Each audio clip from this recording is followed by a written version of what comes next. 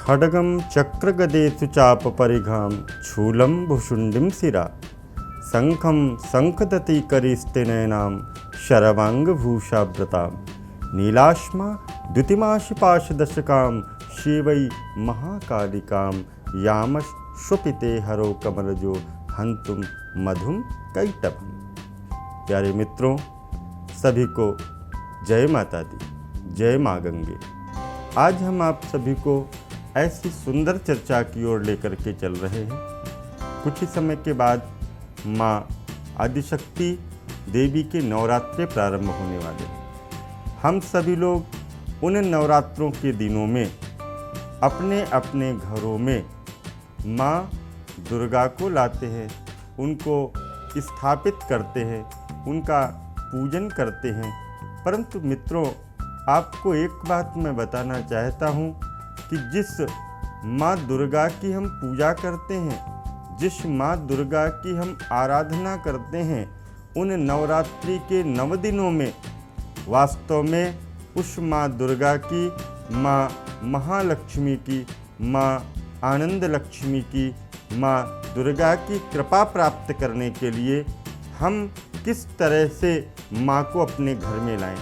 सबसे पहले ध्यान देने योग्य बात है कि माँ के जो 8 हाथ हैं, जो 8 हाथ हैं, इन 8 हाथों में माँ ने आयुधों को धारण कर रखा हो।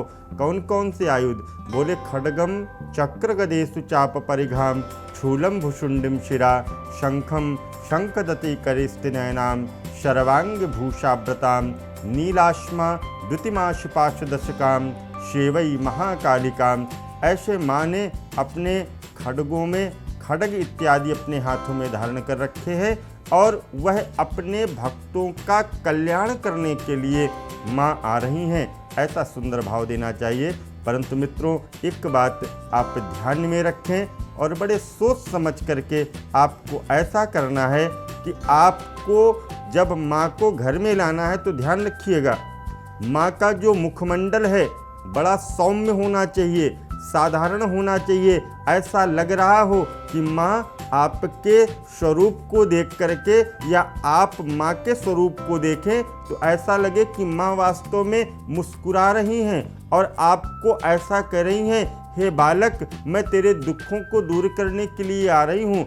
और मित्रों, एक बात और ध्यान रखना, जब मूर्ति का चयन करने के लिए हम मार्केट में जाते हैं, बाजार में जाते हैं, तो देखिएगा कि अगर हम उसको अपने घर में रख रहे हैं और उस मूर्ति के सामने हम कोई अनुष्ठान कर रहे हैं, तो अनुष्ठान करने का क्रम ये है कि अनुष्ठान जब हम करेंगे, किसी का यदि मारण हमको करना है तब तो सिंह का मुख खुला होना चाहिए, वरना अगर हमको घर में प्रेम आनंद लाना है, पारिवारिक कलह को समाप्त करना है, परिवार में सदैव प्रेम बना रहे, हमारा व्यापार अच्छा चलता रहे, हमारे परिवार के जो पुत्र पौत्र इत्यादि हैं ये सभी आनंदित होते रहें, तो हमको एक उपाय करना पड़ेगा।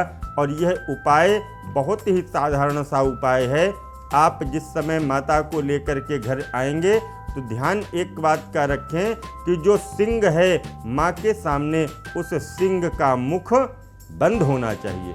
अगर उस सिंह का मुख खुला हुआ तो मान लीजिए कि माँ स्वयं रौद्र रूप धारण करके आ रही हैं, परंतु हमको उनसे कल्याण प्राप्त करना है, उनसे आशीर्वाद प्राप्त करना है, उनसे अपने जीवन की मंगल गति को प्राप्त करना है, तो सिंह का मुख बंद होना चाहिए। इस माँ दुर्गा के विषय में इतना ही कहते हुए आप सभी को मैं पुनः एक बात ध्यान दिलाता हूँ और सभी से ये कहता हूँ कि मित्रों, माँ दुर्गा की पूजा करने के लिए सौम्यता रूपी मूर्ति को अपने घर में लाएं और सिंह का मुख बंद हो। इसी के साथ सभी को जय माता दी, जय माँ गंगे।